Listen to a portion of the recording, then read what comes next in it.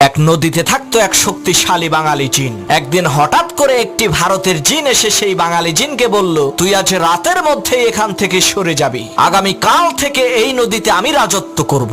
ভারতের জিনের এই ধমকি শুনে বাঙালি জিনটি একটি জেলের কাছে গিয়ে বলল, ভাই তুমি যে এই নদীতে মাছ ধরো, আজ পর্যন্ত আমি কি তোমাকে কোনো কষ্ট দিয়েছি? জেলে বলল, না তা তো দেন নাই। তখন সেই বাঙালি জিন বলল, তাহলে আজ রাতে তুমি আমাকে একটু সাহায্য করবা, আমি ভারতের এক জিনের সাথে লড়াই করব। তখন আমি তোমাকে ডাক দিয়ে বলবো, বড় ভাই আপনি আসেন। তুমি তখন বলবা, ওরে ধর আমি আসতেছি। জেলে বলল, ঠিক আছে। কথা অনুযায়ী রাতের বেলা বাঙালি জিন আর ভারতের জিনের মধ্যে তুমুল লড়াই শুরু হয়ে গেল।